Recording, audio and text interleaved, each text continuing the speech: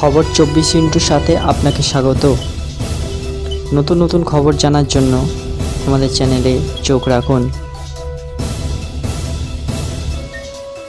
মানুষ, বাদুড়, তিমি, শিল এবং গান পাখির কণ্ঠস্বর একে অপরের থেকে ব্যাপকভাবে পৃথক।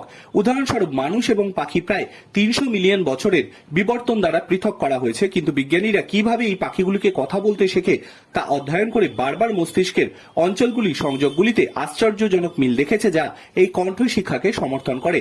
সায়েন্স জার্নালে প্রকাশিত একটি গবেষণাপত্রে কার্নেগি মেলন ইউনিভার্সিটি এবং ক্যালিফোর্নিয়া বিশ্ববিদ্যালয়ের বিজ্ঞানীদের নেতৃত্বে একটি বহু প্রতিষ্ঠানিক দল বাকলে জিনোমের কিছু অংশ খুঁজে পেয়েছে, জিনের মধ্যে এবং বাইরে যেগুলি বিবর্তিত হয়েছে তার কণ্ঠের সাথে যুক্ত। স্তন্যপায়ী প্রাণী জুড়ে শেখা। পিটসবার্গ সুপার কম্পিউটিং সেন্টারের ব্রিজ 2 সিস্টেমে tissue our conservation interface tool kit নামে একটি মেশিন লার্নিং পদ্ধতি ব্যবহার করে আন্ড্রেয়াস ফেনিং এবং পরীক্ষাগার মানুষের বাদুড়, তিমি এবং সিলের মস্তিষ্ক থেকে 50টি জিন নিয়ন্ত্রক উপাদান শনাক্ত করেছে, যা শক্তিশালী কণ্ঠের সাথে সম্পর্ক। এই নিয়ন্ত্রক উপাদানগুলিকে প্রকৃত জিনের বাইরে ডিএনএ ক্রোম, যা নির্দেশ করে যে কোন টিস্যুতে কোন জিন সক্রিয় রয়েছে।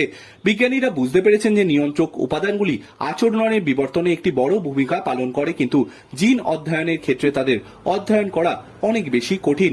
শত শত জিনোম জুড়ে নিয়ন্ত্রক উপাদানগুলি বিবর্তনীয় সংকেত খুঁজে পেতে সাহায্য করার জন্য নতুন কৃত্রিম বুদ্ধিমত্তার পদ্ধতির প্রয়োজন ছিল বলেছেন ফেনিং।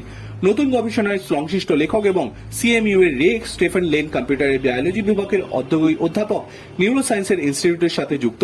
জীববিজ্ঞান, আমরা একটি উত্তেজনাপূর্ণ যুগে প্রবেশ করেছি যেখানে এআই মানুষের বিবর্তনীয় ইতিহাসের সন্ধান করা আমাদের ক্ষমতাকে উন্নত করেছে।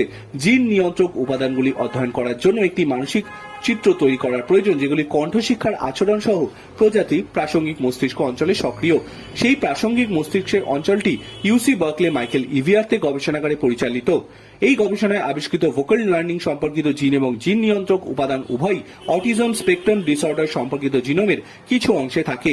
মানুষ এবং বাদুড়ের মস্তিষ্কে যে ধরনের কোষগুলি দীর্ঘ পরিসরে সংযোগ তৈরি করে সেগুলি এই রকম, যা আমরা জেনেটিক বিশ্লেষণের উপর ভিত্তি করে কণ্ঠশিক্ষার জন্য সবথেকে প্রাসঙ্গিক হিসেবে আবিষ্কার করেছি, ফেনিং বলেছেন।